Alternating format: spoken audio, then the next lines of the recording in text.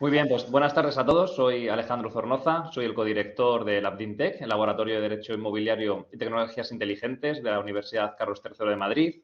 Y es un placer moderar este evento que promete ser una interesante exploración de las posibilidades que ofrece la tokenización en el ámbito de la propiedad inmobiliaria. El concepto de tokenización está transformando la manera en que gestionamos y entendemos los activos y, en particular, en el sector inmobiliario. Pues esta innovación está derribando barreras tradicionales que nos permite fraccionar la propiedad de bienes inmuebles en tokens digitales y eso, en teoría, facilitará su acceso, liquidez y transparencia en el mercado inmobiliario. Hoy exploraremos las implicaciones jurídicas de esta revolución. Bienvenidos a todos al quinto Seminario Internacional LabDinTech. Esta actividad se desarrolla en el seno del proyecto de generación del conocimiento titulado Impacto de la inteligencia artificial en el régimen jurídico de los agentes de la edificación. Es un proyecto financiado por el Programa Estatal para impulsar la investigación científico-técnica y su transferencia, propio del Plan Estatal de Investigación Científica, Técnica e Innovación de los años 2021 a 2023. Y también queremos agradecer a la Universidad Carlos III de Madrid por su apoyo a la financiación para la organización de congresos científicos como este a través del programa de ayudas del año 2024. El seminario de hoy se divide en dos paneles. Un primer panel principal en el que contaremos con la participación de dos destacadas investigadoras que abordarán el tema desde una perspectiva teórica y práctica. Y en la segunda parte daremos espacio a las nuevas voces del ámbito académico escogidas entre las distintas comunicaciones que hemos recibido y que han seleccionado el Comité Científico Internacional de esta edición, integrado por los profesores Remedios Rodríguez Aranda, de España, Rafael Ibarra Garza, de México, y Enrico Almureden, de Italia, y a quienes les damos también las gracias por su colaboración en la organización de este evento. El panel de jóvenes investigadores incluirá a la doctora Virginia Fusco, de Italia, que nos hablará sobre los perfiles jurídicos de propiedad de los NFTs, y a los doctores Roberto Gareto e Igor Gabriele Marella, también de Italia, quienes expondrán sobre la tokenización inmobiliaria aplicada a modelos de multipropiedad. Les invito a todos a asistir también a este segundo panel. Después de cada uno de los paneles, habrá un espacio para las preguntas y les animo a compartir sus inquietudes usando el micrófono, escribiendo en el chat o levantando la mano utilizando el icono que hay en el centro de la pantalla si desean participar en directo. Y sin más dilación, pasamos a la primera parte del seminario, el conversatorio, diseñado en el que contaremos desde España con la doctora Nieves Pacheco Jiménez, profesora titular de Derecho Civil de la Universidad de Castilla-La Mancha y miembro del prestigioso CESCO, el Centro de Estudios de Consumo. Y desde Argentina nos acompaña la abogada y profesora Ana Elisa Di Parraguirre, diploma en alta especialización en blockchain y consultora en tokenización. Bienvenidas a las dos y muchas gracias por aceptar nuestra invitación a la tarde de hoy. Gracias. Gracias, Alejandro. Sí. Sí, disculpa, Ana. No, quería agradecerles a todos la invitación. Es simplemente perfecto. Muchas gracias. Iré repartiendo el turno de preguntas, pero cualquiera de las dos puede intervenir, completar o ofrecer una perspectiva comparada a las respuestas de la compañera en cualquier momento. Y esto colaborará a conseguir una conversación fluida, aunque sea de alguna manera dirigida. Me gustaría pedirle que ayudasen a nuestra audiencia a aterrizar algunos conceptos iniciales y me parece conveniente comenzar por el título del evento, propiedad inmobiliaria y tokenización. Por ejemplo, Nieves, comencemos por usted. ¿Cómo podríamos explicar qué es un token y, más concretamente, qué es un token relacionado con la propiedad inmobiliaria?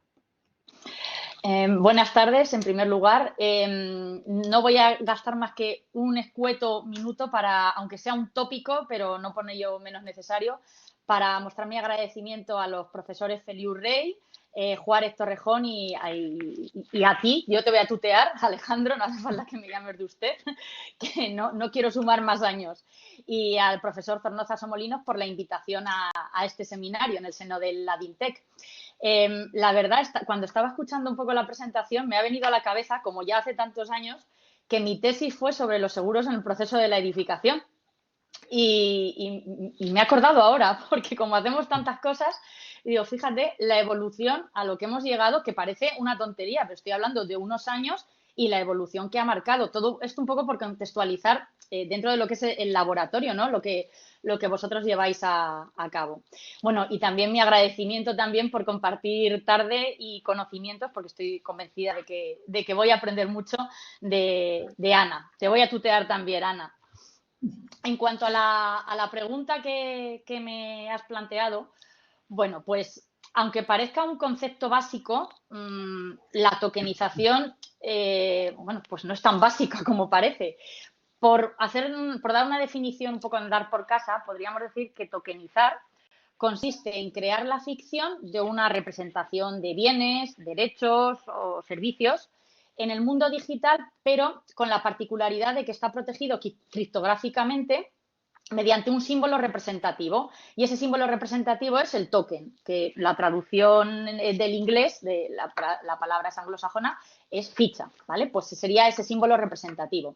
Y luego se pone en circulación en una determinada plataforma con protocolo blockchain. Blockchain, que como todos sabemos, pues es una cadena de bloques. Esta sería un poco la definición de andar por casa de lo que es la tokenización.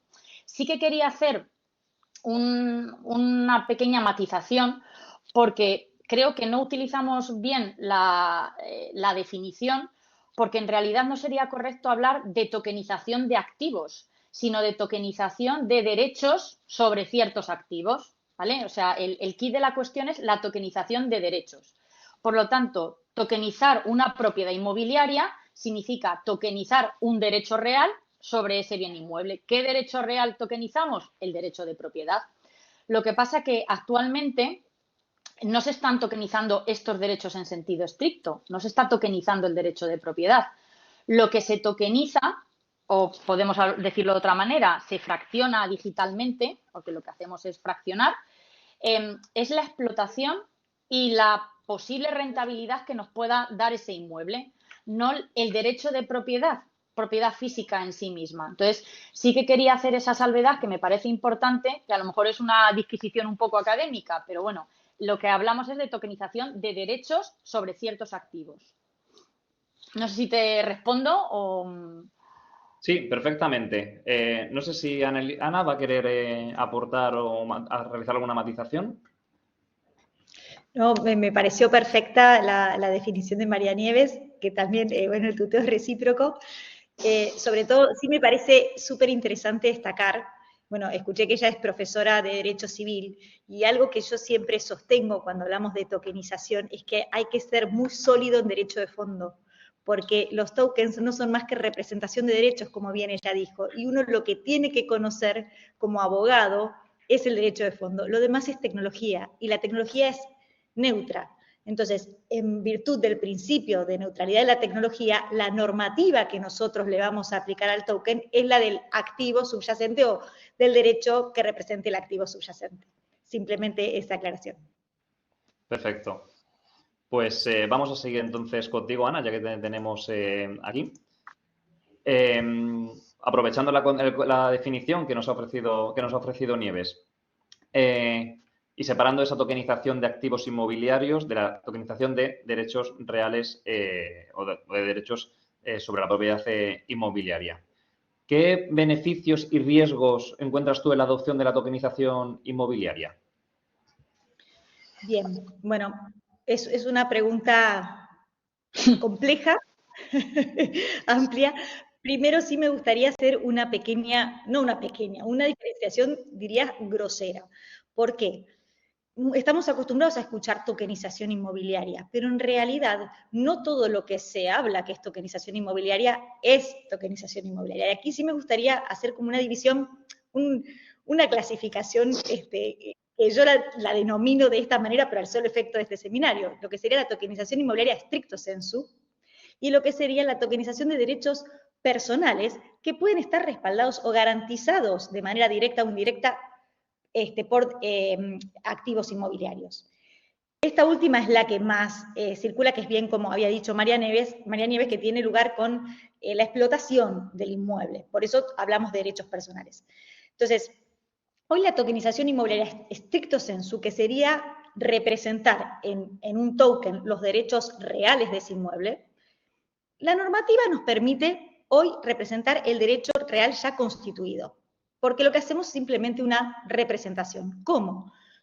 Las leyes de la física no nos permiten desmaterializar el bien inmueble y pasarlo al mundo de los bits. Entonces, lo que nosotros tenemos que hacer es este token, que es el gemelo digital del activo o de los derechos sobre el activo, tiene que estar enlazado. Tiene que haber un vínculo jurídico. ¿Por qué? Para que yo no pueda, en el mundo fenoménico, vender después ese inmueble, si ya lo tengo representado en un token.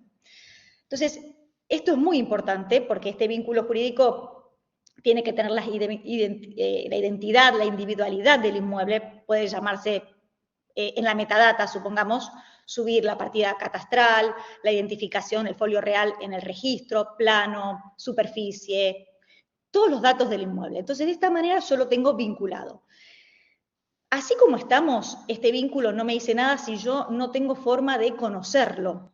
Entonces, estamos hablando de derechos reales, yo podría inscribir este vínculo de manera marginal en el registro de la propiedad. Digamos, en el título podría decir, este inmueble tiene su representación en este token.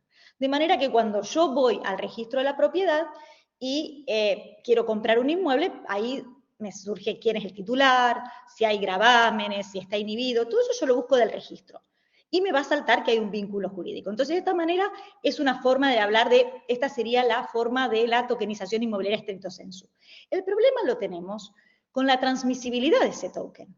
Porque hasta acá todo bien, pero porque ese derecho real ya existe. Pero cuando yo lo quiero transmitir, debo cumplir con dos elementos, tanto en el derecho argentino como en el derecho español, aunque hay unas pequeñas diferencias. Yo voy a hablar del derecho argentino. Tengo que unir título suficiente y modo suficiente. Entonces, yo para transmitir un derecho real necesito en Argentina una escritura pública y una concreción fáctica de esta voluntad, que sería la tradición o bien la inscripción en el registro. Todo esto hoy no lo, o sea, desnaturaliza la transmisibilidad del token, porque se produce off-chain. Nosotros en Argentina todavía no tenemos la escritura digital. Podríamos decir que la transferencia del token pueda funcionar como tradición simbólica, pero esto lo desnaturaliza. Entonces nos vamos, por eso no se está usando, porque ¿cuándo funciona una tokenización? Cuando todos los actores del sistema están sobre Web3. Empecé a explicar la tokenización y no me fui con los beneficios, perdón. Entonces, bueno, hoy lo que estamos usando es la otra tokenización, la de los derechos personales. ¿Por qué quiero hacer esta aclaración? Porque para hablar de beneficios y de riesgos, tengo que explicar cómo se está usando hoy y cuáles son los riesgos de no contar con una normativa adecuada. Hoy nosotros, en Argentina y en muchos países del derecho continental, lo que estamos haciendo es tokenizar las participaciones de un vehículo jurídico que es el real titular del inmueble. Entonces son derechos personales de estas participaciones. Porque un derecho personal se constituye directamente con el consentimiento, con lo cual su representación digital es muy sencilla. O sea que en ese sentido no tendríamos tanto problema, más allá de que hay otra normativa, hay muchas normativas que aplican a estos nuevos modelos de negocios. Vamos a los beneficios y los riesgos. Y lo tengo que separar también en cuanto a qué tipo de tokenización estamos viendo. Si estamos hablando de la tokenización stricto sensu, los beneficios, estas sí serían para las dos, bueno, obviamente es acceder a un mercado global, lo que hablabas al principio, Alejandro, esto de fraccionar de alguna manera el derecho y permitir una alternativa de financiamiento para el desarrollador. Y esto es muy importante, sobre todo en Latinoamérica, porque nosotros no tenemos un acceso al crédito sencillo. Al contrario, en Argentina recién ahora está empezando el crédito hipotecario y yo estaba buscando datos objetivos y el crédito hipotecario en Argentina es el 0,2% del PBI, comparado con Chile que tiene un 30%. Entonces, este tipo de fraccionamiento, de alternativa de financiamiento para los desarrolladores, de permitirle al inversor minoritario acceder con un monto bajo, digamos, es muy importante para nuestros países. Y bueno, los riesgos que tenemos, como no está establecido cuáles son, digamos, las pautas para tokenizar, los principales riesgos que tenemos es cómo sé que el que está emitiendo es el verdadero titular del inmueble. ¿Cómo sé que ese inmueble, además, no se puede vender en el mundo fenoménico o de los átomos, si quisiéramos? ¿Cómo lo bloqueo? ¿Pueden venderse sin el consentimiento del inversor?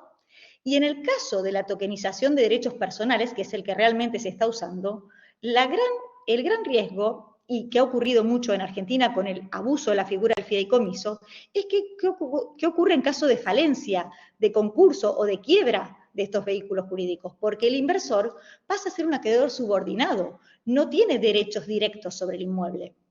Entonces, bueno, el riesgo lo tenemos en la ausencia de normativa que regule las pautas a cumplir, las buenas prácticas y proteja al inversor. No sé si fui clara o mezclé mucho. No, yo creo que has tratado temas muy interesantes que has ido también poniendo sobre la mesa. Creo que una de las cuestiones importantes, como bien apuntabas, para entender la tokenización es tener una base sólida de derecho civil, pero creo que todo lo que has ido contando se ha ido entendiendo. En cualquier caso, como después tendremos un turno de preguntas abierto, cualquier asistente que desee una explicación más accesible, por llamarlo de alguna manera, puede solicitarla. Nieves, ¿quieres anotar o hacer alguna valoración? No, yo simplemente quería secundar la explicación que ha dado Ana, porque aunque ella ha pensado que se estaba dilatando en el tiempo, creo que era totalmente necesaria, porque claro, si no distinguimos entre el derecho subyacente, si es un derecho real o un derecho personal, ya la base la llevamos mal. Entonces, claro, dependiendo de a lo que nos estamos refiriendo, la situación varía y como ella ha dicho, en sentido estricto ahora mismo la tokenización del derecho real de la propiedad no es factible porque ha dado con el quid de la cuestión. El problema base es el registro de la propiedad, cómo está implementado actualmente o tradicionalmente el registro de la propiedad. Entonces, es que a fecha de hoy no es factible. Entonces, un poco ahondando, quiero decir que esa diferenciación era necesaria. Con lo cual, llevándolo al ámbito del derecho personal, ¿no? Lo que hemos dicho, esa explotación de la rentabilidad, pues yo sí que estoy de acuerdo totalmente en la cuestión de las nuevas oportunidades que tiene para los inversores, sobre todo, claro, en determinados ordenamientos jurídicos. Democratiza el acceso a inversiones que antes eran exclusivas.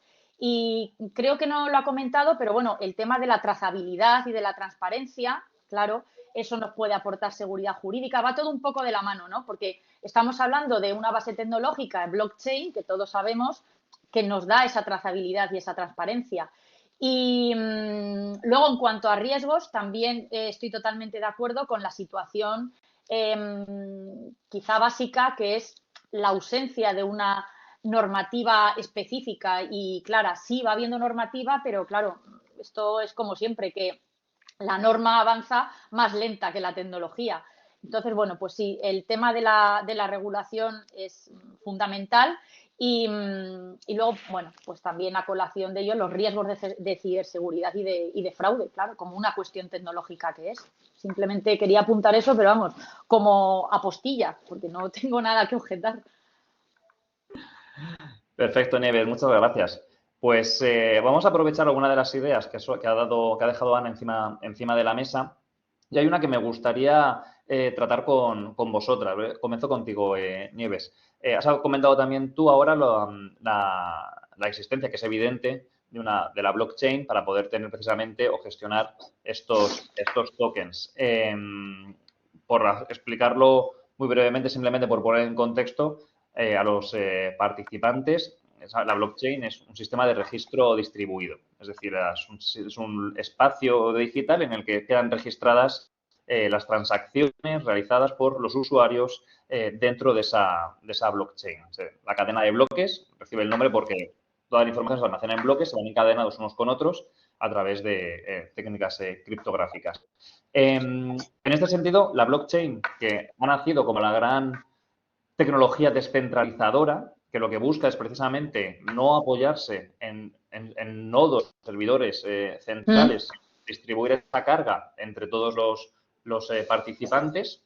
Me pregunto qué papel o dónde quedará la intervención de los fedatarios públicos del registro de la propiedad, en este caso, en el caso de la tokenización o de los tokens de los derechos reales o la llamada tokenización inmobiliaria. ¿Podemos prescindir, es viable o creéis viable un sistema en el que se pueda prescindir del registro de la propiedad porque sea la blockchain la que ejerza precisamente ese papel de registro?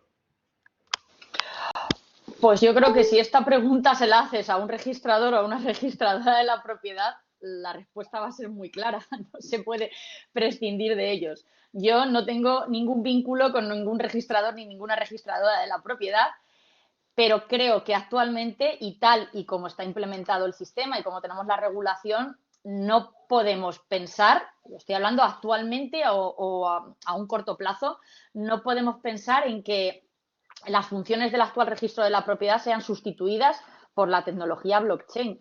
Yo particularmente, y esto es una opinión mía particular, creo que No se puede demonizar la blockchain, ni muchísimo menos, porque bueno, pues aquí tenemos las filias y las fobias, pero creo que es una herramienta más. Igual que cuando hablamos de la inteligencia artificial, bueno, pues es una herramienta más que habrá que utilizarla convenientemente. Bueno, pues tenemos blockchain, nos puede ayudar. Eso lo quiero extrapolar al ámbito del registro de la propiedad. ¿Puede ayudar en el registro de la propiedad? Por supuesto, porque puede complementar al sistema, por ejemplo, en almacenamiento, en identificación. Todo eso nos va a dar esa seguridad jurídica y esa trazabilidad que es propia del sistema, del protocolo blockchain. Pero de ahí a sustituir la función como fedatario público que tiene un registrador, una registradora de la propiedad, a fecha de hoy yo no lo veo, porque hay una serie de cuestiones que tampoco quiero ahondar en ellas, pero bueno, cuando se hace la transmisión de la propiedad, evidentemente hay que seguir una serie de parámetros que necesitan cumplir los principios, bueno, pues ya sabemos, los principios de control de legalidad, de protección registral, de oponibilidad erga omnes frente a todos y tener una publicidad con todas las garantías. Eso, a fecha de hoy, solo lo puede hacer el registrador, la registradora de la propiedad. ¿Que se puede servir de un sistema blockchain para que le facilite ciertas tareas? Por supuesto.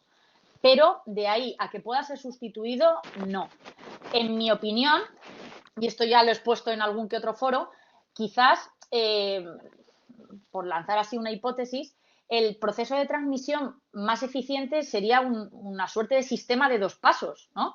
Donde tienes la ayuda de la blockchain, pero el registrador o la registradora de la propiedad lo que hace es complementar eficazmente el Smart Legal Contract de transmisión. Y lo que hace es darle esa garantía, ese control de legalidad y de oponibilidad, pues eso, vigilando que efectivamente ese Smart Contract, que es la base de donde está funcionando el token, pues que efectivamente se está realizando con las garantías propias de un sistema como es el nuestro. Yo hablo del sistema español, no sé en Argentina, ahora nos contará Ana, pero ahora mismo el sistema registral español tendría que ser totalmente desmontado para que esto pudiera ser factible. Muy bien, perfecto. Ana, por favor. Sí, bueno, a mí me gustaría precisar, cuando nosotros, un poco para evitar una confusión, cuando uno habla de registro, o sea, pensamos en el registro de la propiedad, obviamente lleva toda la registración de los actos, de los contratos sobre dominio, derechos reales, publicidad, erga omnes, todo lo que ya conocemos. Y tenemos a blockchain, que tiene trazabilidad, que es pública, habría que ver qué tipo de blockchain. A las dos las consideramos registros, pero la realidad es que blockchain, o sea, el oráculo no hace un control de legalidad. Blockchain nos ofrece una robustez en materia de inmutabilidad, de autenticidad de la registración, de la transacción, pero no de la legalidad, porque el oráculo es una computadora, no hay una persona atrás que está verificando la capacidad o que pudiera hacerlo, es simplemente un software. Entonces, nosotros, yo creo que son compatibles, pero como bien decía María Nieves, como una herramienta complementaria, no veo posible que en el corto plazo se pueda sustituir, al menos con la tecnología que hoy conocemos. No soy tecnóloga, yo me nutro de lo que me dicen los tecnólogos, con lo cual hasta ahí llega mi conocimiento en esto. ¿Cómo lo veo yo? En Argentina, bueno, el escribano o el notario como tiene una participación mayor que en España, o sea, también hace un control de legalidad y para nosotros, y ya la Cámara FinTech presentó una propuesta para fomentar la tokenización con ciertos cambios normativos, y entre ellos propone la incorporación de los validadores físicos, que podrían ser los notarios. Entonces, yo lo que entiendo es que el registro nos puede servir como oráculo, de manera que a través de los canales telemáticos nos pueda dar información del estado del inmueble, titularidad, si hay gravámenes, pero después viene la verificación de la legalidad, la capacidad, ausencia de vicios de consentimiento, discernimiento. ¿Qué ocurre, por ejemplo, si falleció el titular? Porque si omitimos todo esto y yo tengo un token y fallece el titular, el que tiene la clave privada podría transferirlo y se estaría violando toda la normativa de fondo. Entonces es muy importante la participación, la incorporación en la normativa de los validadores físicos, validadores de los activos físicos o como se lo quiera llamar, pero que en este caso tendrían que ser los notarios, y la participación del registro como oráculo y también, finalmente, otorgando esa verificación de que está todo correcto, cuando eso se cerró, recién ahí debería validarse la transacción en blockchain con los oráculos, pero los oráculos en ningún momento hacen un control de legalidad. Entonces, por eso yo digo, hay que separar las funciones de cada registro. Perfecto, muy completo. Nieves, me había parecido como que querías apuntar algo. No, pero vamos, es que asentía porque estoy totalmente de Vale. acuerdo, porque sí, no, por esto del oráculo, que muchas veces había planteado, bueno, pues el oráculo puede ser el registrador de la propiedad, pero el oráculo no puede estar en la blockchain. Claro, no, simplemente asentía. Vale, sí, efectivamente, como habéis apuntado, al final el oráculo es quien incorpora los datos externos, los datos off-chain, a la propia blockchain. Muy bien. Bueno, pues creo que más o menos vamos quedando claras algunas cuestiones o algunos planteamientos. Quiero aprovechar porque se había planteado en el chat una posibilidad que era la de utilización o la participación de los oráculos como,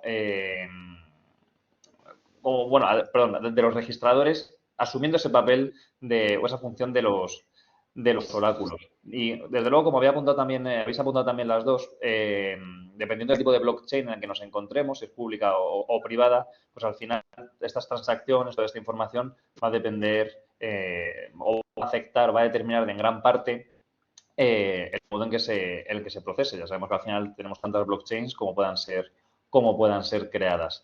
En este sentido sí que ha habido en algún momento alguna pretensión de crear unas blockchains públicas que permitan al registro de la propiedad al menos realizar algunas transacciones o registrar algunos actos en la cadena de bloques. Habéis mencionado también la cuestión de los cambios legislativos.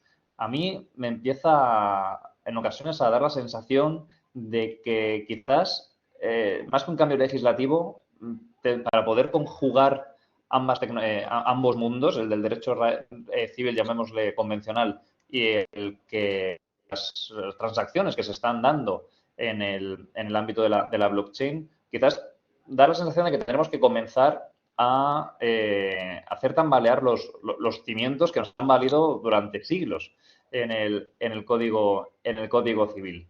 También es verdad que me resultan curiosas, había mencionado también Ana y también a mí lo ha dejado caer, el hecho de que hay iniciativas por parte de los registros de implementar esta tecnología. Y me resulta curioso porque precisamente el registro de la propiedad es prácticamente el último paso o la última instancia a la que acudimos cuando tenemos que transmitir o registrar un derecho real. O sea, quizás una blockchain de notarios jugaría más ese papel o comenzaría, por así decirlo, a cumplir más ese papel antes de llegar al registrador. Pero es verdad que siempre han sido las escuelas, los colegios de registro de la propiedad los que han dado ese primer paso. Me gustaría dar un pequeño salto en cuanto al tema y también, pero muy vinculado con el ámbito del registro en la blockchain, en el ámbito de la tokenización y la seguridad jurídica. Al final, la transmisión de estos tokens transmiten también la propiedad digital, al menos, que hay vinculado a ese bien inmueble. Pero también es verdad que los tokens pueden dividirse al mismo tiempo, perdón, pueden dividirse en porciones, en fracciones de ese mismo token y llegará un momento, cuando estamos hablando de financiación, llegará un momento en el que será complicado también determinar quién es el legítimo propietario de ese token, porque una de las características precisamente de la blockchain es digamos, pseudonimato con el que se juega, es decir, las claves públicas sustituyendo la identidad de los usuarios. Una de las gracias que tiene el registro de la propiedad es precisamente saber quién tiene qué en todo momento. Pero en la blockchain solo sabemos que un usuario o una clave pública tiene algo en un determinado momento.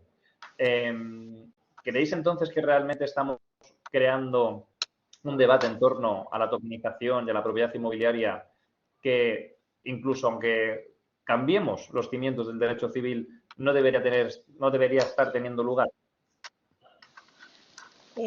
Si me hablo, María Nieves, tomo la palabra, ¿te parece? Sí. Quiero hacer una precisión. Cuando hablamos de activos que están en el mundo real o fenoménico, están regulados. Los bienes muebles, los bienes inmuebles, está todo regulado.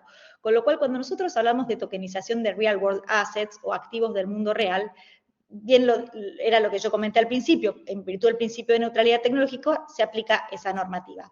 No podemos estar pensando que va a haber tokens donde no sepamos quién es el titular, porque hay un montón de normativas que las atraviesan, no solo lo que viene de parte de Gafi o en Argentina WIF, que es la prevención del lavado de activos, o sea, el origen de los fondos, que hay que hacer el KYC, sino que además tenemos que ver cuál es la normativa para la transmisibilidad de esos derechos, si son derechos personales, si son derechos reales, si ese derecho personal es además un título valor, le va a corresponder la normativa de la ley del mercado de capitales y deberá cumplir con otros requisitos. Entonces, si bien blockchain es pseudoanónima, la realidad es que para poder desarrollar este tipo de modelos de negocios, lo hacemos en un mundo regulado. El pseudoanonimato podemos dejarlo en determinadas criptomonedas. Cuando hablamos de tokens de activos del mundo real, yo no lo veo posible. Porque si no, ese token no tendría efectos jurídicos reconocidos. Es decir, puedo comprarlo tecnológicamente, pero después no lo puedo ejecutar ante el incumplimiento. Entonces, justamente el otorgarle efecto jurídico al token es uno de los cambios normativos que necesitamos.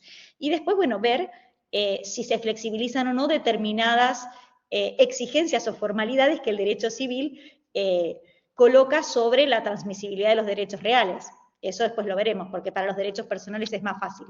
Pero sí creo que el debate tiene que estar sobre la mesa, pero no veo posible la situación de un token de real world assets anónimo. En mi opinión, no sé, estamos como pensando en vivo y en directo.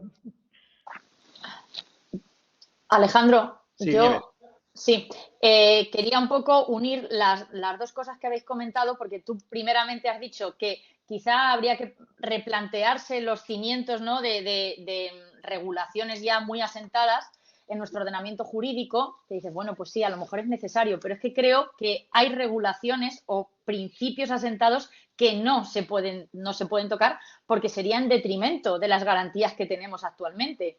Claro, y esto ya lo enlazo con lo que comentaba Ana. Si tenemos un registro de la propiedad que lo que hace es proteger al legítimo propietario, lo que no podemos hacer es tambalear esos cimientos para perder garantías, porque claro, ya tenemos en lo que es pues lo típico en derecho civil, ¿no?, el tercero hipotecario, la protección del tercero hipotecario. Hay cuestiones que no podemos hacer tambalear esos cimientos porque perderíamos en seguridad jurídica. Entonces, estoy totalmente de acuerdo con Ana que a fecha de hoy a fecha de hoy no, es que no le vemos recorrido, y yo creo que te hago entrar en el pack porque es que perderíamos seguridad y perderíamos garantías con respecto a lo que tenemos actualmente. Sí, yo estoy completamente de acuerdo con las dos. Al final, mi papel hoy es ser el catalizador de dirigir las preguntas y catalizar el debate, pero sí. Con la de horas que hemos estado estudiando, no van a venir ahora a cambiar. Fíjate, no, solo por eso no, que tenemos que amortizarlas. Quiero aprovechar antes de ir concluyendo, que llevamos ya, ha pasado muy rápido el tiempo, pero estoy pasando muy bien con vosotras, pero llevamos ya casi 40 minutos. Han preguntado en el chat, os lo tenéis disponible, pero yo os lo voy a leer. Marco Antonio Sepúlveda nos indica que no le quedó del todo claro la cuestión de los derechos personales y pregunta, ¿significa que es equivalente a comprar un bono o algún título de crédito? ¿En qué consiste la rentabilidad para el inversionista? ¿Queréis contestar alguna de las dos? Sí, en realidad hay que ver el caso concreto, porque hay que ver cómo está estructurada esa emisión y cuáles son los términos y condiciones, o sea, qué fue lo que se compró, pero sí es posible que un token represente a un bono. Eso es posible. Ahora, sí.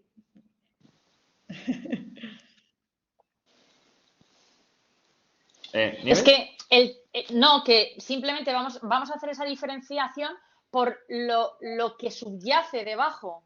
O sea, el derecho ante el que nos vamos a encontrar es dependiendo, o sea, la naturaleza jurídica va a depender de lo que subyace debajo. Pues podemos tener un derecho a percibir ingresos, un derecho de propiedad, una participación. Claro, va a depender de lo que subyace debajo de esa representación. Claro, al final, por terminar de matizar un poco o condensar un poco las respuestas, el token es como la ficha de un casino, representa algo dentro de ese casino. Fuera de ese espacio no representa nada. Y dependiendo del tipo de ficha que sea, pues representará su contenido, por así decirlo, será diverso. Entonces, podemos tokenizar muchas cosas. Puede ser un bono, puede ser un derecho de autor, puede ser una parte de un crédito. Y esa es la parte, la realidad que subyace a la que se refieren Ana y Nieves. Dice Laura que puede ser fungible o no es activo. Efectivamente, como apunta Laura también en el chat, pues esos tokens podrían ser fungibles o no fungibles. De los NFTs nos hablará luego la doctora Virginia Fusco. Y han levantado Julio la mano, pero antes de dar paso al turno de preguntas, me gustaría también concluir un poco con vosotras. Me gustaría pediros brevemente 2 líneas, un titular, como dicen en la radio, breve y concisa, una conclusión, una reflexión final antes de pasar al turno de preguntas sobre vuestra opinión general sobre la tokenización de bienes inmuebles. Perdón, de propiedades inmobiliarias.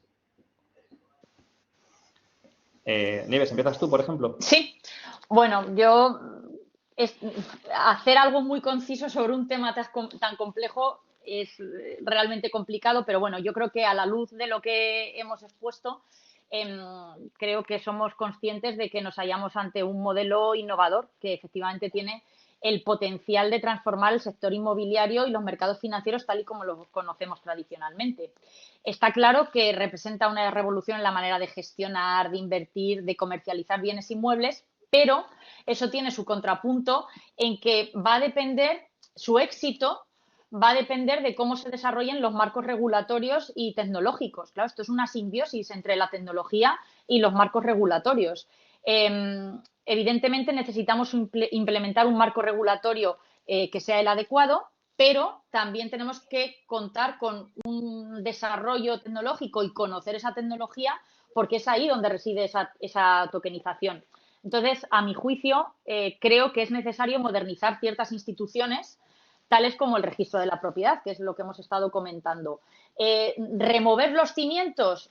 Pues tampoco, pero quizás sí que darle no sé, una capa de modernidad, por lo que hemos estado comentando. Bueno, pues la blockchain puede ser útil, puede ayudar al tema de almacenamiento, de identificación, pero en lo que se refiere a la tokenización de derechos de propiedad sobre los inmuebles, bueno, pues para eso queda un tiempo, no sé si lo veremos, a lo mejor sí, porque esto avanza muy rápido, pero es verdad que se necesitan ciertas cosas que son incompatibles ahora mismo con el sistema tradicional que tenemos y porque además es un sistema bueno, es un sistema garantista. Esto en lo que se refiere a los derechos reales, porque lo que hemos comentado, que son las 2 vías, los derechos personales, es otra cuestión. Eso sí que lo tenemos hoy en día.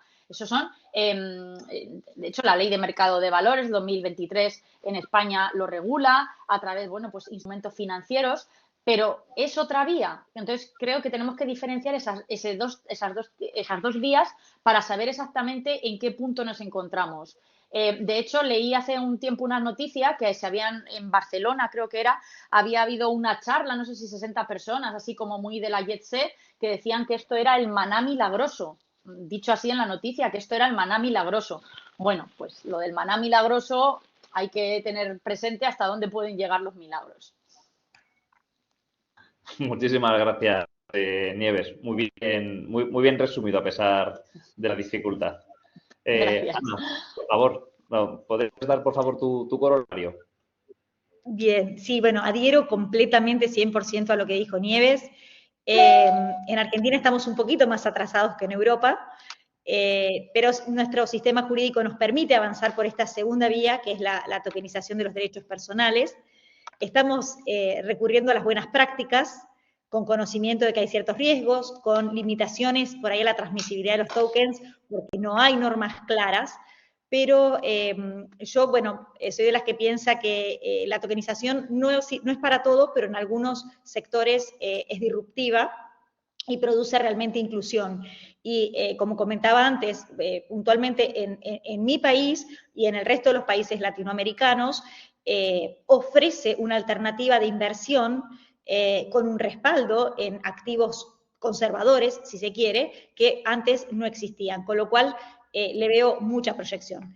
Creo que al cambio hay que empujarlo, por eso tenemos que continuar, está muy bueno, o sea, tienen que capacitarse todos los profesionales, no solo los abogados, los escribanos, los jueces, porque a esos jueces les van a llegar las tokenizaciones de participaciones de fideicomiso, por ejemplo, y no van a saber qué hacer. Entonces, toda esta revolución que estamos transitando con cierta incertidumbre sirve para que la regulación llegue.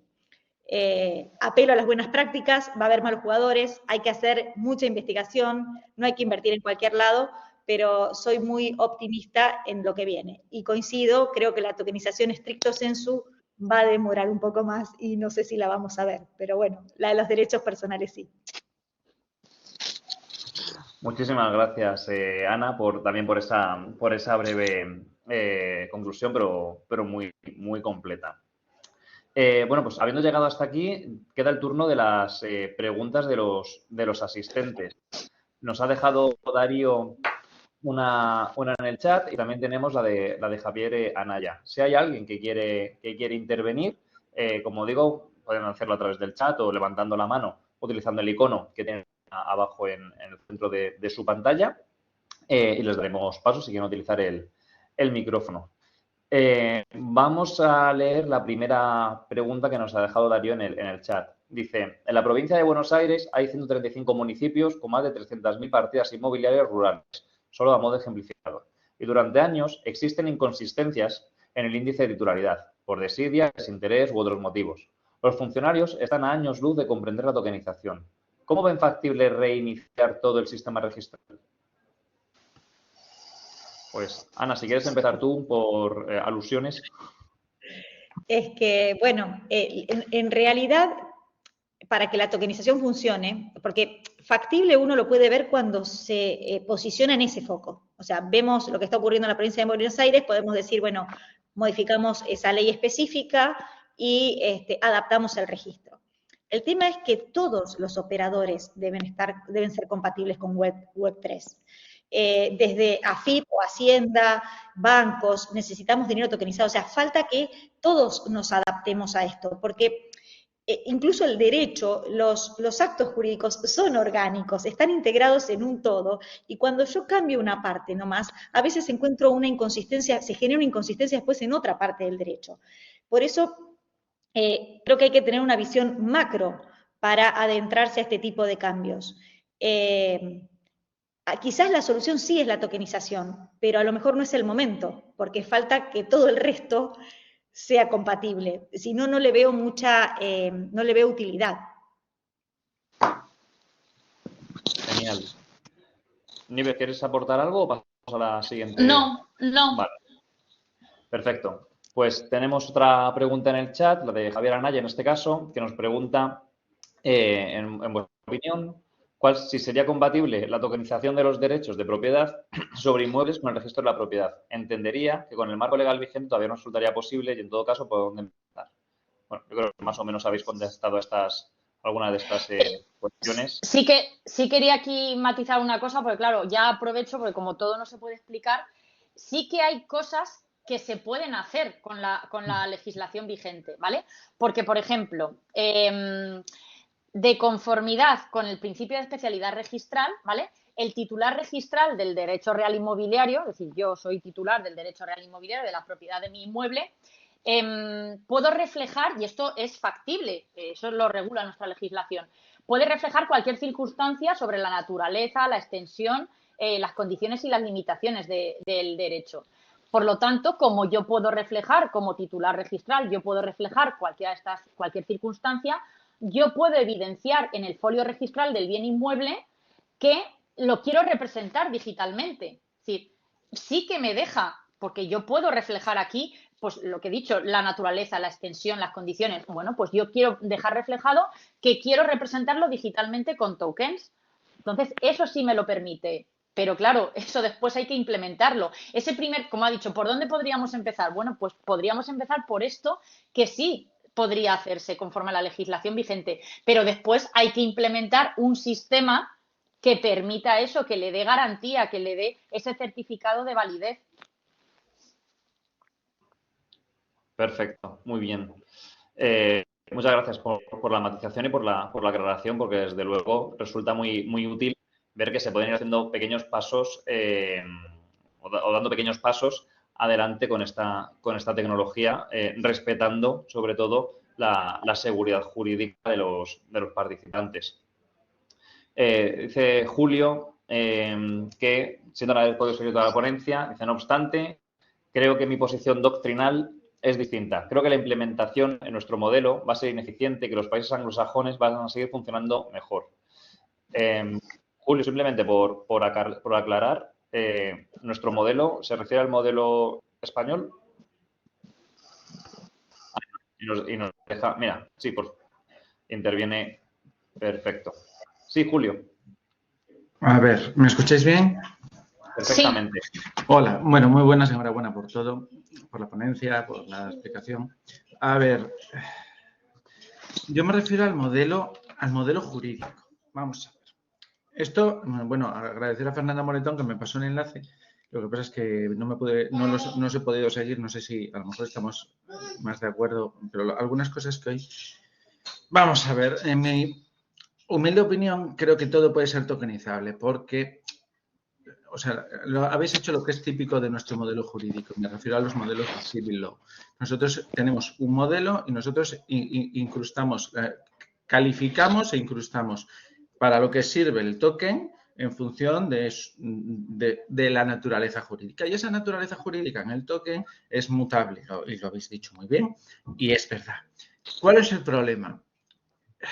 Y aquí es donde llega lo que sé, porque decía, mi posición doctrinal es distinta, porque yo considero que la tokenización se puede tokenizar prácticamente todo, porque lo que responde esencialmente es una mente que no es de Civil Law, del modelo de Civil Law. Respondería a una forma de pensar, a un ordenamiento jurídico de Common Law. Y encaja muy bien el token con el modelo del trust. Por eso cuando decía Annalisa del fideicomiso, que creo que en Argentina es como producen trust, el trust en realidad es una institución que no existe en nuestro modelo y que funciona mucho mejor. ¿Por qué digo esto? Porque en realidad el creador del token, esto es mi visión personalísima, ¿vale? Que la tengo publicada, simplemente pues por aportar algo. El creador del token... Perdona, Julio, te interrumpa. Solamente para decirte que seas corto, o sea, breve. Sí, voy a ser muy breve. Porque hay más preguntas y hay tres. Claro. No tardo nada. Entonces, vale, no, porque no es una cuestión de posición. El que tiene el token funcionaría como un trustee. ¿Trustee de qué? De un bien inmueble, de un inmueble, de lo que sea. ¿Por qué? Porque, de hecho, cuando analizamos la figura del trust, tenemos un problema de calificación desde los modelos de Civil Law. Ya está. Pero es otra forma de verlo. Entonces, pues bueno, solo quería aportarla. Sí, si me permitís, sí, el trustee en realidad para nosotros sería el fiduciario. Yo entiendo que vos te referís al titular de los beneficios. Eso así está funcionando en Argentina. Así estamos estructurando las tokenizaciones. Con fideicomisos. El trustee sería el tenedor del token.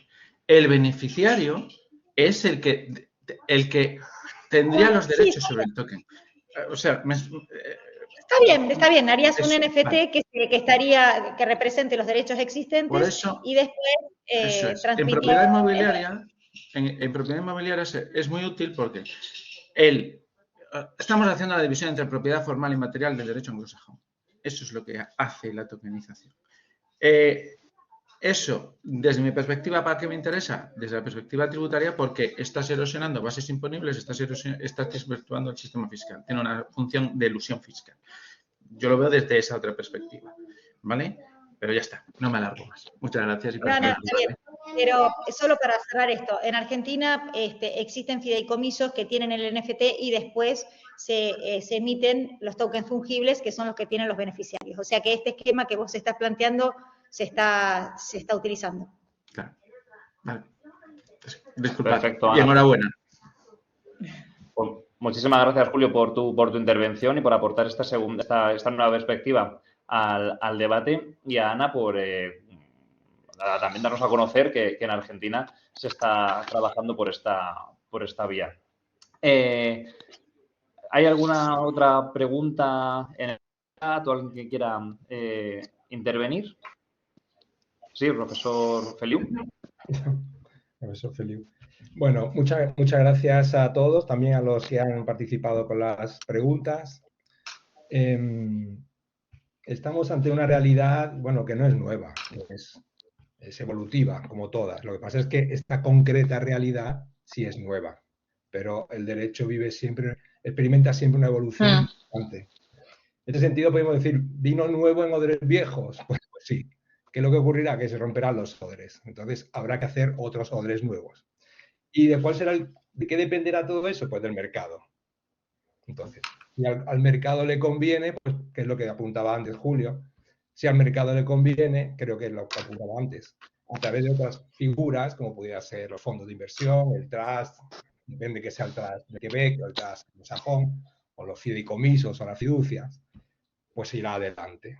Y probablemente surja un nuevo derecho, una nueva figura jurídica. O bien lo implementamos. A mí me ha recordado también mucho a la directiva MiFID, ¿no?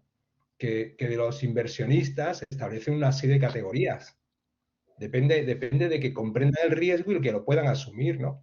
Entonces, a lo mejor en materia de la tokenización inmobiliaria o en general, haga falta implementar esos criterios de protección del sujeto en materia de establecer las categorías, ¿no? Personas que puedan, personas que no puedan, o a los que se le aconsejen que no. Y si no, corre usted con el riesgo, ¿no? Mi pregunta, por lo tanto, no es más que otra, que es la siguiente. Tokenización inmobiliaria en el metaverso. En la representación inmobiliaria en el metaverso. Y aquí la cuestión, que a mí me parece más de futuro, ¿no? Pero que ya está en presente porque hay inversiones inmobiliarias en metaverso, ¿no? Y aquí lo dejo. Muchas gracias. Muchas gracias, Manuel. ¿Quién de las dos quiere comentar? ¿Comentas tú? Bueno, no hace falta, tampoco es una pregunta. No, sí. Yo, que es una croqueta o una empanada que va creciendo. Sí, bueno, pero alguna apreciación podemos hacer, seguro. Sí. Lo interesante, bueno, la tokenización inmobiliaria en el metaverso son todos NFTs y obviamente no aplica la normativa, no hay normativa. Y tampoco vas a tener el control de legalidad porque no aplican los derechos reales. Te diría que es derechos intelectuales, podríamos decir, que aplique, pero porque sería un archivo, una cuestión digital. Entiendo que ahí no habría fronteras para la transmisibilidad, pero porque no hay nada regulado, o sea, por la norma en sí misma. No sé, Nieves, si tenés una consideración diferente. No es mi especialidad el metaverso, es como... Yo sí que he estudiado cosas del metaverso, pero hace relativamente poco tiempo escuché que el metaverso había muerto. Digo, pues si no sabía ya que había evolucionado tanto como para que se haya muerto ya. De verdad que lo escuché, no recuerdo, no hace mucho tiempo, porque fue como un boom el metaverso, y es verdad que se ha ido diluyendo ese boom. Antes escuchábamos el metaverso a todas horas y ahora el metaverso pues se ha quedado así un poco como en segundo plano. Entonces, ya partiendo de la base de saber si el metaverso ha muerto, pues no tengo muy claro. Aparte es que, como ha dicho Ana, estaríamos jugando con otra cosa, que son los NFTs. Entonces, claro, ya es que, por ejemplo, el reglamento MiCA no acoge los NFTs. Claro, es que ya estamos jugando en otra liga, pero esa liga, insisto, no sé si está muerta, que es la duda que yo tengo. Parece que viene un metaverso reloaded, o sea, viene otra versión mucho más poderosa. Sí, Yo- yo creo que es un tema de marketing de negocio, ¿no? De marketing. Pero la aplicación de esta figura del token inmobiliario, del token, ¿no? Aunque sea también el metaverso, te dice la flexibilidad que tiene, ¿no? Y esa flexibilidad es una flexibilidad evolutiva, por mucho que sea verdad que la tecnología es neutra. Toda tecnología es neutra, obviamente, pero toda tecnología siendo neutra es impactante y puede ser evolutiva o puede ser involutiva. No, si ahora resucitara un romano del derecho romano y viera que por el principio de la autonomía de la voluntad se celebran contratos y ya no hay legis actio, pues se volvería loco, ¿no? Es imposible hacer un contrato sin una legis actio, ¿no? ¿Cómo que el principio de autonomía de la voluntad? ¿Estáis locos? Entonces, es verdad que lo que yo pienso es que hay que ser prudente, pero no hay que ser timorato, ¿no? O sea, hay muchos principios que efectivamente que tenemos y que se pueden aplicar y otros que podríamos preguntar, ¿no? Por ejemplo, ¿el principio de subrogación real es aplicable a la tokenización? ¿Y en qué medida? Siempre y en todo caso. Lo digo porque aquí hay un comentario sobre qué es lo que ocurría cuando el activo desaparezca, ¿no? O se destruya, ¿no? Entonces, hay que buscar soluciones con el derecho que tenemos, pero también hay que impulsar el derecho que tenemos. Nada más. Muchas gracias. Muchísimas gracias, Manuel. Y muchas gracias también a las dos, a Ana y a Nieves, por haber participado hoy en esta sesión, que ha sido desde luego interesante, divertida y muy diferente a lo que veníamos haciendo en LabDinTech.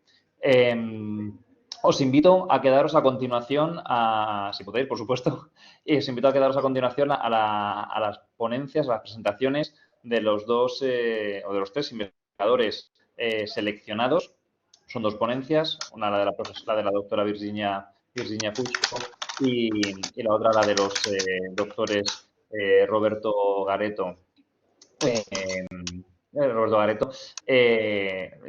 que hablan precisamente sobre blockchain y tokenización. Sin más, gracias de nuevo en nombre de LabDinTech por haber estado con nosotros esta tarde y esperamos poder volver a contar con vosotras muy pronto y seguir vuestros trabajos muy de cerca. Bueno, muchas gracias por la oportunidad y bueno, nada, éxitos Virginia. Buenas tardes. Me quedo esperando. Grazie. Buonasera a tutti, io intanto mi scuso di parlare in italiano, prossima volta lo farò in spagnolo. Ringrazio il Laboratorio de Derecho Inmobiliario y Tecnologías Inteligentes con il suo direttivo, il comitato scientifico, per avervi dato l'opportunità di partecipare a questa interessante iniziativa.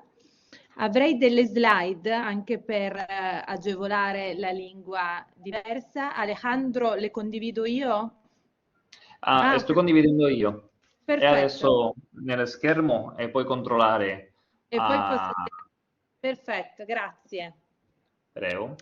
Io mi occuperò, appunto, il mio intervento si incentra sulla qualificazione giuridica dei non-fungible token, un asset digitale che oramai si sta diffondendo in vari settori. E partirei appunto con la domanda: ma che cosa sono i non-fungible token? A voi probabilmente è già noto anche alla luce di quello che ho ascoltato fino adesso. Volendo semplificare, si tratta di gettoni, token, che si basano su un sistema di blockchain e normalmente l'infrastruttura Ethereum con lo standard ERC 721 per attribuire una unicità a un bene digitale sottostante. In quanto appunto ne certifica tramite una stringa criptata di codici l'esistenza e la paternità. Condividono con le blockchain e con le criptovalute la tecnologia utilizzata, appunto il sistema di blockchain, però in realtà si differenziano dalle criptovalute, poiché le criptovalute sono per definizione fungibili, poiché nascono come strumento di pagamento nel web e utilizzano lo standard Ethereum ERC20, mentre i non fungible token sono infungibili e utilizzano un altro standard Ethereum sempre della blockchain, poiché appunto rendono unico il bene digitale sottostante, che in origine può essere anche fungibile, bloccandolo tramite questa stringa criptata di codici. I non fungible token possono essere utilizzati rispetto ai più vari elementi digitali e hanno avuto per il momento un ampio successo nel campo dell'arte, dell'opera d'arte digitale.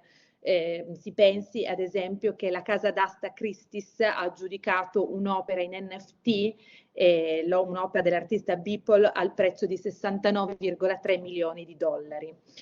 Questo si è diffuso molto in questo settore perché consentono di superare i problemi tipici dei formati digitali come PNG o JPG, che sono esposti al rischio di duplicazione e riproduzione non autorizzata, quindi consentono di creare un mercato nell'arte digitale. Per quanto riguarda la loro creazione, ci si avvale per lo più di piattaforme che possono essere marketplace come OpenSea o anche piattaforme indipendenti che svolgono attività di minting, e anche l'utente può acquistare il non fungible token in queste piattaforme collegando il proprio crypto wallet, il proprio portafoglio digitale in cui conserva questo token.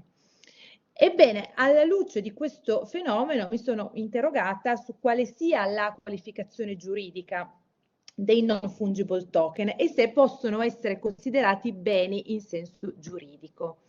Nell'ordinamento italiano i beni sono definiti all'articolo 810 del Codice Civile, con una definizione, se non erro, più o meno analoga a quella dell'ordinamento spagnolo. Vengono definiti beni le cose che possono formare oggetto di diritti.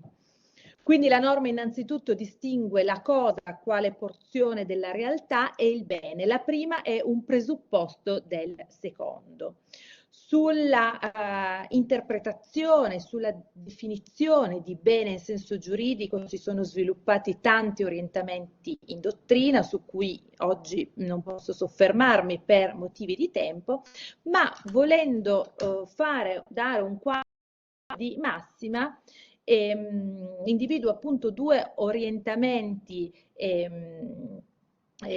opposti e prototipici. Da una parte vi è appunto una interpretazione che sottolinea come la norma non definisca i beni come le cose che a legislazione vigente sono oggetto di diritti, ma quelli che possono formare oggetto di diritti. Quindi in realtà considera bene tutte le cose che hanno l'astratta idoneità a divenire punto di riferimento di una situazione giuridica soggettiva, e a tal proposito la dottrina ha individuato una serie di elementi che danno luogo a questa idoneità, tra cui la scarsità, l'utilità e il valore economico della cosa. Secondo un diverso orientamento, più rigoroso, sostenuto tra gli altri da Scozzafava, questi elementi invece rileverebbero piuttosto nella fase antecedente a quella in cui l'ordinamento giuridico decide di istituire diritti su determinate cose, rendendole beni. Infatti, ad esempio, la scarsità, l'utilità e il valore economico sono caratteristiche delle cose che sollecitano l'interesse umano ad appropriarsene, dando luogo al rischio di conflitti, quindi inducono l'ordinamento a regolamentare le modalità di appropriazione di queste cose, con la costituzione appunto di situazioni giuridiche soggettive. Quindi, secondo questa interpretazione, sono beni tutte le cose che a legislazione vigente sono oggetto di diritto e sulla scia di questo orientamento si suole distinguere tra cose corporali e cose incorporali. Le prime sarebbero sempre beni in senso giuridico perché sono suscettibili di essere oggetto del diritto di proprietà e lo cogliamo dalle norme di chiusura che nel nostro ordinamento sono gli articoli 827 e 927 del Codice Civile, che prevedono delle forme di acquisto della proprietà a titolo originario delle cose mobili e immobili che non appartengono a nessuno. Le prime possono essere acquistate da chiunque per occupazione, quindi appropriandosene, mentre le cose immobili vengono attribuite alla proprietà dello Stato. Di contro, per le cose incorporali, i beni immateriali, è il legislatore che decide di volta in volta se istituire dei diritti che riservino in via esclusiva a determinati soggetti la facoltà di sfruttare economicamente tale cose, rendendole beni, rendendoli oggetto di diritti. Ed è quello che accade nel campo della proprietà intellettuale. E del resto la tipicità dei beni immateriali è legata al fatto che i beni immateriali sono potenzialmente utilizzabili da chiunque, per cui è l'ordinamento che, istituendo diritti di proprietà intellettuale e quindi diritti di utilizzo esclusivo di quel bene, crea una sorta di scarsità artificiale e quindi le rende oggetto di diritti in via esclusiva e ciò consente di considerarli beni in senso giuridico. Ebbene, alla luce di questa di questo breve inquadramento teorico, dovremo cercare appunto di dare una qualificazione ai non fungible token. Seguendo l'interpretazione più rigorosa, si dovrebbe escludere che essi configurino un bene in senso giuridico, perché appunto sono cose immateriali, sono distinte dall'asset sottostante, per cui se ad esempio si tratta di un'opera d'arte e questo è oggetto di un diritto d'autore del suo autore, il diritto d'autore non si trasferisce sul non fungible token, e quindi appunto rappresentano un diritto diverso rispetto a quello sottostante, e dall'altra parte non sono oggetto a legislazione vigente di alcun diritto. E tuttavia io credo che anche alla luce degli sviluppi tecnologici che hanno spostato online tantissime attività e aspetti della nostra società, sarebbe opportuno rivalutare quella tesi dottrinale che evidenzia come la norma, l'articolo 810 del Codice Civile, non considera beni solo le cose che a legislazione vigente sono oggetto di diritti, ma tutte quelle che hanno l'astratta idoneità a essere oggetto di diritto, proprio per la presenza di quegli elementi, tra cui la scarsità, l'utilità e il valore economico, che espongono tali cose ad una tensione appropriativa. Ebbene, in questa prospettiva si può avvalorare la circostanza che la blockchain, utilizzata nei non fungible token, consente di dare unicità al non fungible token, ricreando così nel mondo digitale quella scarsità delle risorse tipica della realtà materiale, creando una sorta quindi di scarsità artificiale che poi è analoga, non è analoga, però sulla stessa scia di quella che viene creata dall'ordinamento nel momento in cui istituisce diritti di privativa intellettuale. Quindi in questo ambito mi sembra che sia la tecnologia ancor prima dell'ordinamento del legislatore a dar luogo ad una scarsità delle risorse tipica della realtà materiale che consente l'appropriabilità in via esclusiva del non fungible token e la sua suscettibilità ad essere oggetto di diritti. E del resto le ricche transazioni economiche che negli ultimi tempi hanno avuto ad oggetto gli NFT lo dimostrano. Quindi in questa prospettiva il non fungible token potrebbe essere considerato bene in senso giuridico. Avrei, se non sbaglio, terminato i miei minuti. Vorrei fare un breve cenno alla giurisprudenza che si è occupato del tema.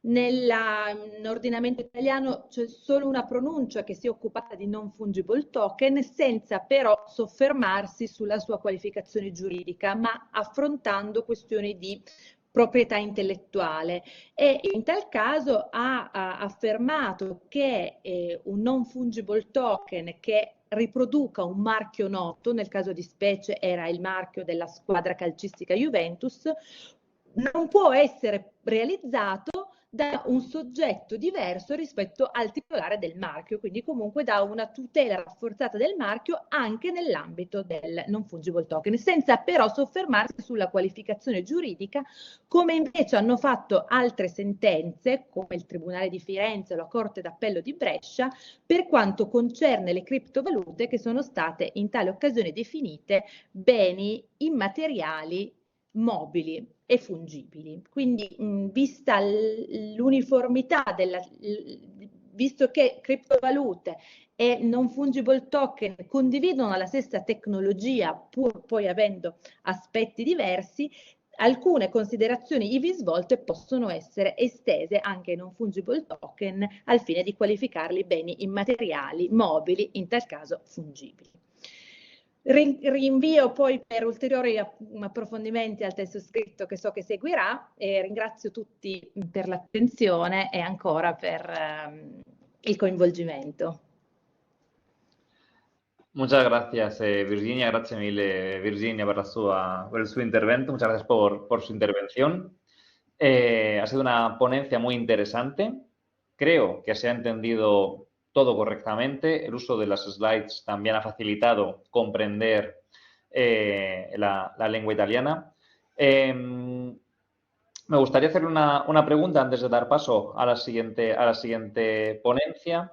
Bueno, simplemente por aclarar, en el Código Civil español se consideran bienes las cose che pueden ser oggetto di appropriazione. Per noi tutte le cose che sono o possono essere oggetto di appropriazione sono considerate beni mobili o immobili. Allora da noi è più generico, perché da noi è oggetto di diritto, oggetto di derecho, non solo di appropriazione, che evoca più la proprietà privata nella vostra Esatto. qualificazione. Muy bien. Y una pregunta, Virginia.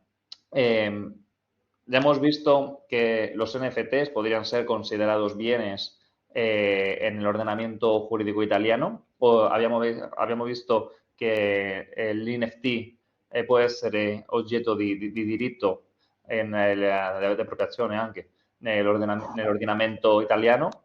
Pero ¿cómo de riguroso es el derecho de propiedad intelectual en italiano respecto de los NFTs para poter considerarlo un bien mueble? Quanto è rigoroso il diritto di proprietà intellettuale italiano riguardo agli NFT? Potremmo considerare un NFT un bene mobile senza troppa difficoltà? Senza troppa difficoltà non lo so, c'è margine per considerarlo, però il diritto della proprietà intellettuale invece è piuttosto rigoroso. Infatti, appunto, come ho detto, quando l'asset digitale è coperto da diritto intellettuale e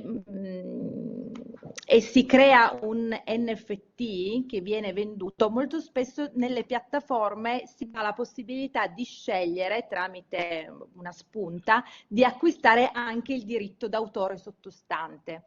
Ebbene, in tal caso è molto probabile che invece questo trasferimento del diritto d'autore sia nullo, perché nell'ordinamento italiano si richiede la forma scritta per trasferire anche diritti di proprietà intellettuale. Quindi in teoria un conto è il diritto di proprietà intellettuale sull'opera sottostante, un conto è la titolarità del token, come se fosse la titolarità di un file che però rappresenta un'opera d'arte. Non si trasferisce mai al momento anche il diritto di proprietà intellettuale sottostante. Perfetto. Potrebbe, ricollegandomi alla tematica all'utilizzabilità del token anche al di fuori appunto della rappresentazione di opere d'arte, a mio avviso possono essere considerati dei titoli di credito nel mondo digitale, tale per cui chi lo detiene può pretendere una prestazione, ad esempio dalla piattaforma a visualizzare o a trasferire determinati beni.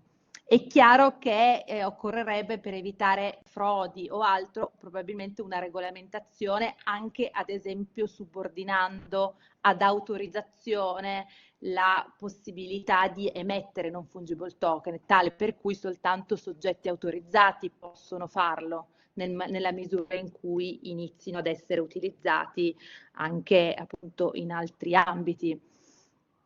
Perfetto, perfetto. Grazie mille per una risposta più completa, per una risposta completa a dottoressa Fusco. Grazie. Perfecto. Vamos a dejar el turno el turno de preguntas para después. Vamos a escuchar ahora al doctor y profesor Roberto Gareto, que junto con Igor Gabriele Marella van a presentar la tokenización inmobiliaria en el modelo de multipropiedad empresarial. Esta es otra de las ponencias seleccionadas por nuestro Comité Científico Internacional para ser defendida hoy en esta sesión. Si está profesor Gareto, doctor Gareto.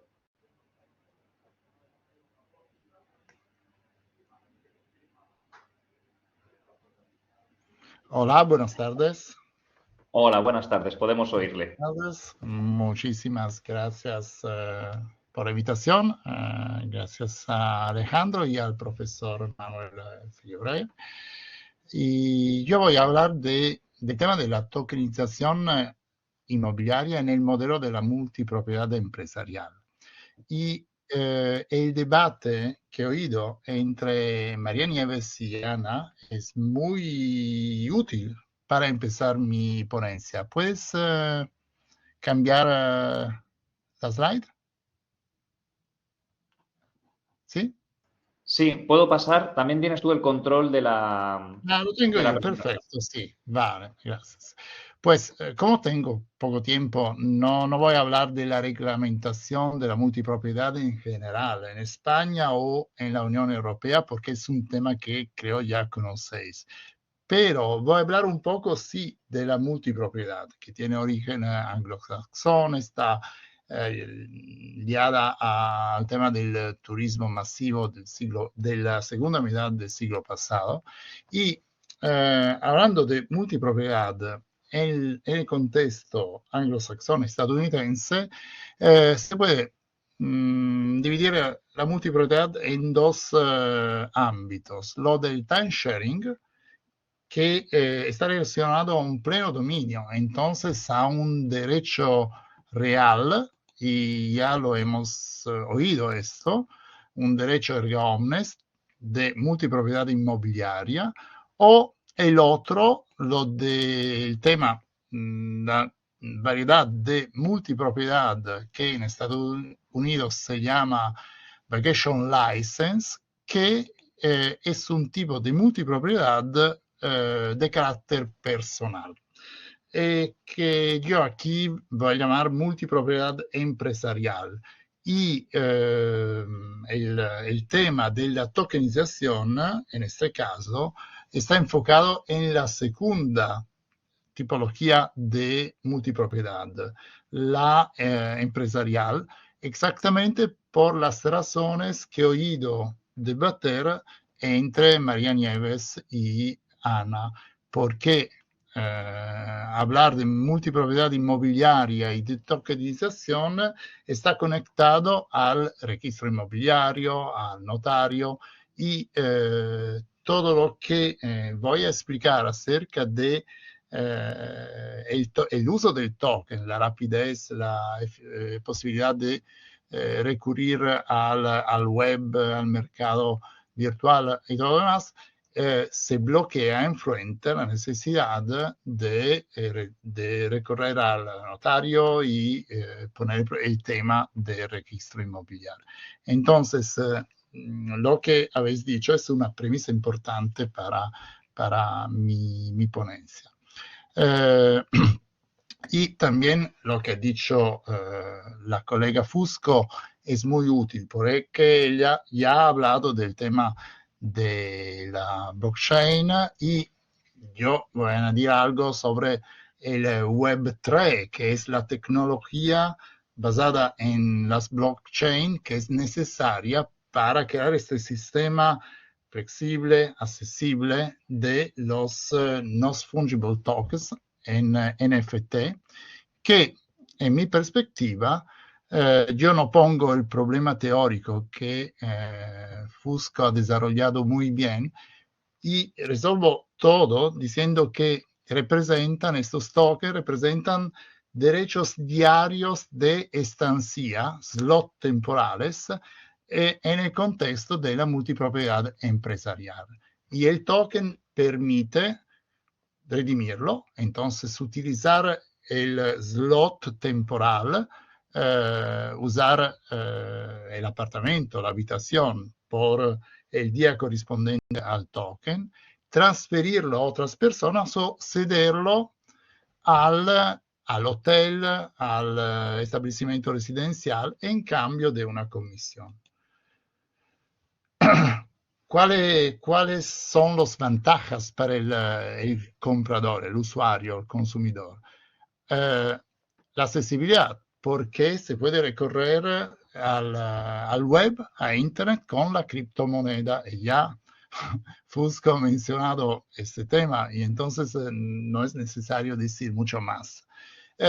Pero esto implica condiciones de compra más favorables, porque hay costes menores de comercialización, no hay gastos bancarios.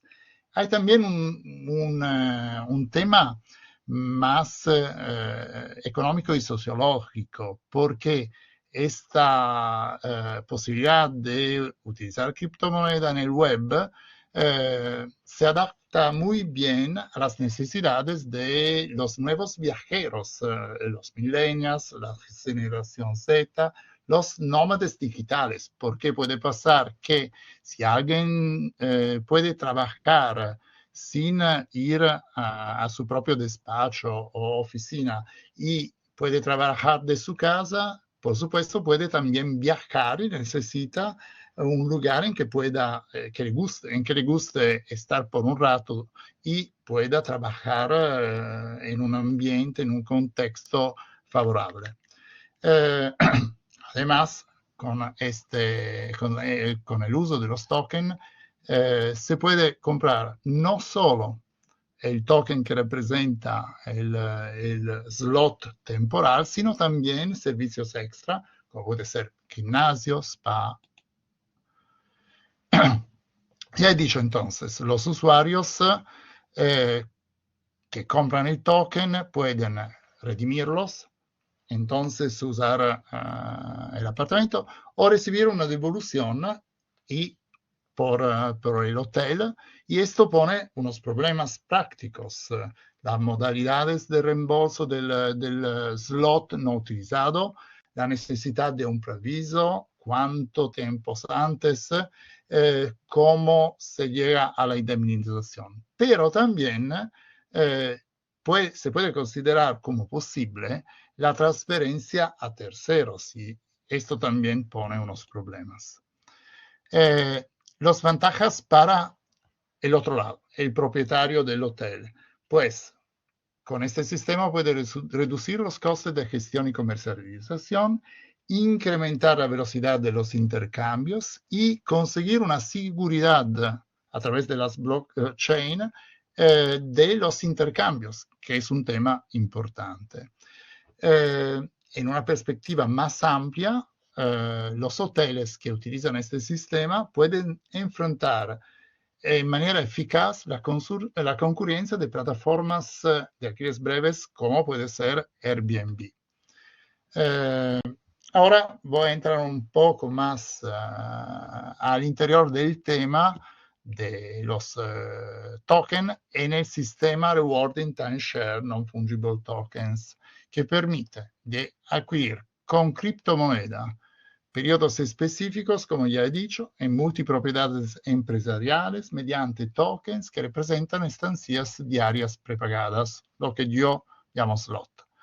Los expertos del Web3 tendrán entonces que crear una estructura que con 365 NFT, de verdad no van a ser 365 porque necesitan unos días por cuidar la estructura. Entonces van a ser más o menos 350 disponibles de estancias diarias disponibles, haciéndolas individualmente adquiribles, generalmente con la criptomoneda. La colega Fusco ha mencionado Ethereum, pero pueden ser también Bitcoins. ¿Por qué la criptomoneda? Porque permite pagos rápidos y eficientes en forma más barata, porque no hay costes relacionados con el banco, por ejemplo. Facilitar la transacción transfronteriza, porque yo puedo comprar con criptovaluta a través de los tokens, yo puedo comprar mi slot temporal en un lugar que puede ser en Asia, que puede ser en Estados Unidos, sin problemas del uso de dólares en lugar de euro o algo. Y esto reduce la necesidad de intermediarios. La tecnología necesaria es la tecnología de contabilidad distribuida, DLT. Esta es la base también de las blockchain y permite de registrar, compartir y sincronizar datos a través de una red sin una entidad central de control. Los datos son más resistentes a la manipulación y ofrecen una mayor transparencia y seguridad.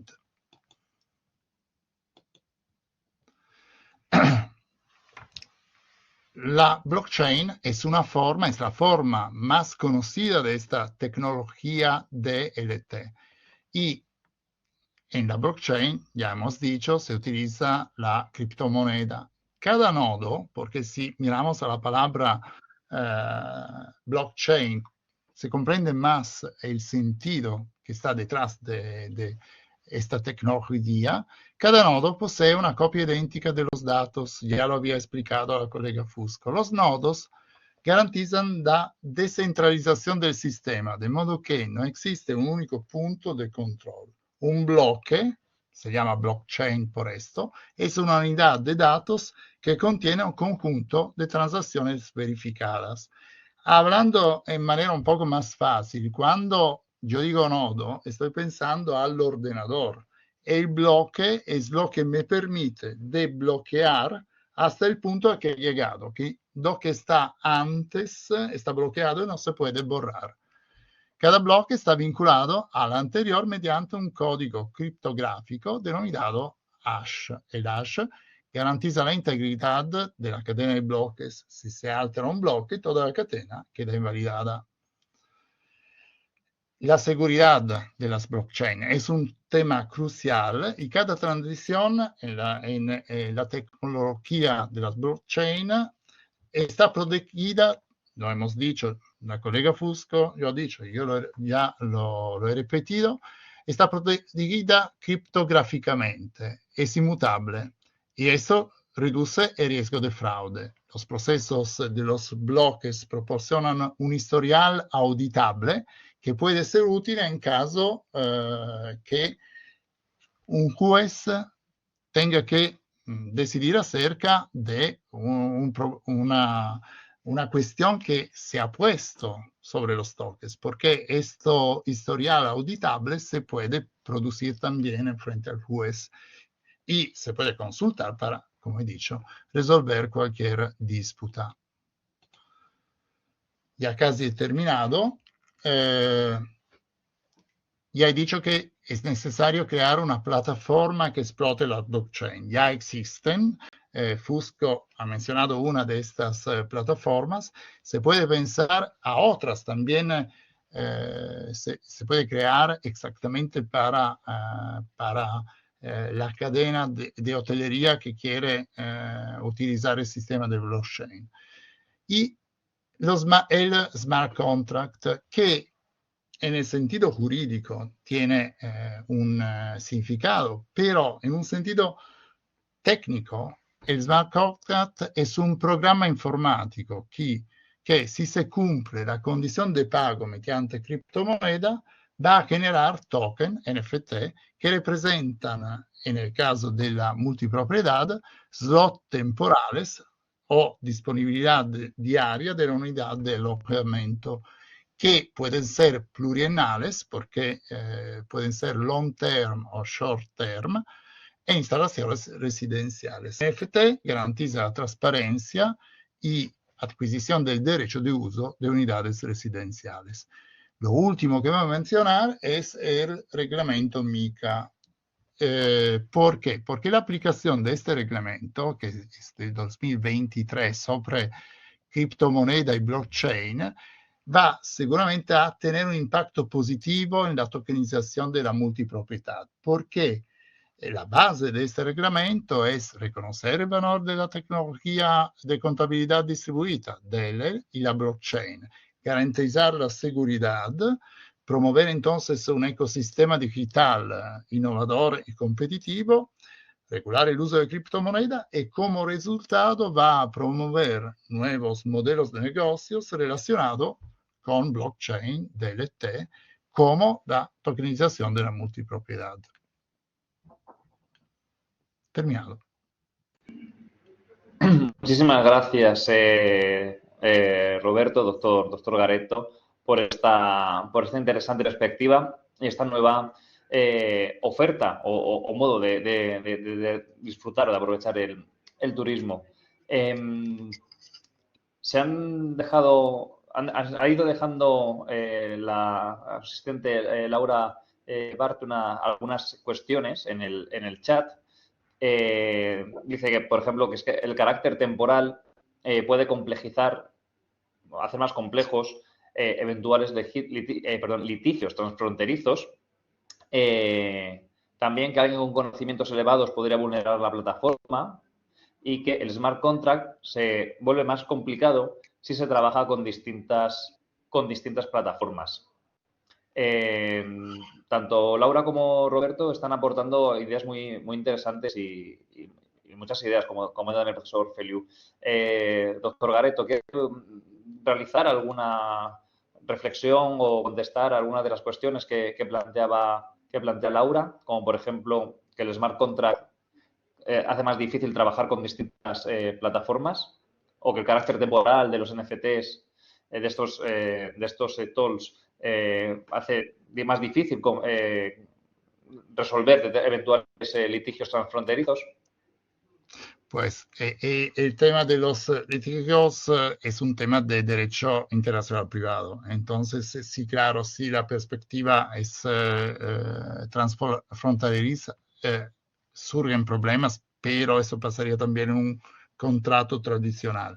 Lo de la plataforma, por supuesto, es un tema técnico. Entonces, hay unas, ya existen, y creo que como es algo nuevo, se va a perfeccionar con el tiempo. Entonces, yo considero que seguro se van a crear también otras plataformas. Perfecto, muchísimas gracias. Le piden si hay algún ejemplo de plataforma que estén trabajando con este tipo de modelos.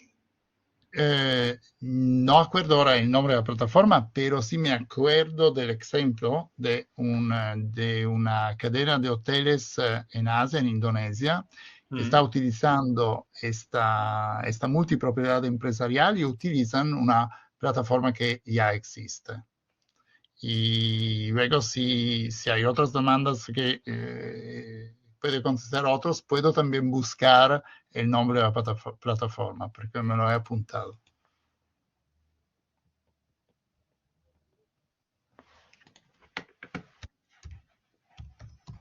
Perfecto, pues muchísimas gracias. Yo sí recuerdo haber leído acerca o haber hablar acerca de este modelo de blockchain y cadenas hoteleras. Y si no recuerdo mal, en el caso de Asia, me parece que era Winding Tree, el que no sé si lo había llegado a introducir en el servicio hotelero. Muy bien, muchísimas gracias por las aportaciones y por las aclaraciones. ¿Hay alguna pregunta en el foro, tanto para el doctor Garetto, como para la doctora Fusco?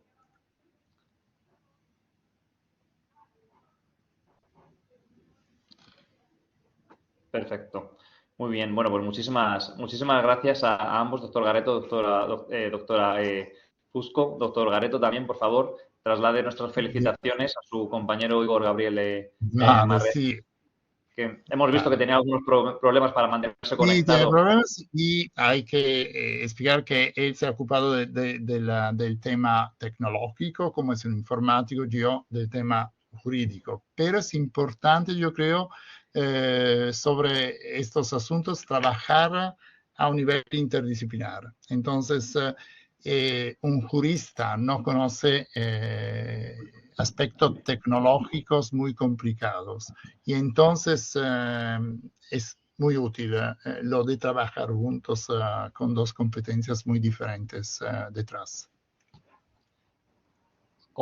Completamente de acuerdo con esa apreciación. Además, la interdisciplinariedad es una herramienta cada vez más necesaria en nuestra rama, nuestra ámbito de conocimiento, y no en vano el profesor Manuel Feliu, que es el director del grupo de investigación del INRE, de Derecho Registral Inmobiliario de la Edificación, del que nace este laboratorio, la Abdintec, es un gran ejemplo de interdisciplinariedad en el ámbito de la investigación. Pues por mi parte, si no hay más intervenciones, quiero dar las gracias a la doctora Virginia Fusco, al doctor Roberto Garetto y también a Igor Gabriel Marrella, que hemos visto que tenía problemas para mantenerse conectado. Sí, profesor Feliu. Sí, no solamente quería agradecer a los dos, bueno, en este caso a los tres, ¿no? Su intervención, el esfuerzo que eso supone y muy especialmente a Roberto Garetto, que le envío muchos saludos, el esfuerzo de haberlo hecho en español, cosa que agradecemos. Algunos hablamos un poco el italiano, pero en fin, se entiende mucho mejor la lengua madre nuestra, ¿no? Y veo que el auditorio casi todo el gran porcentaje son todos hispanohablantes. Próxima vez en español, la seré en español, próxima vez. Perfecto, muchas gracias, Virginia. Gracias a vosotros.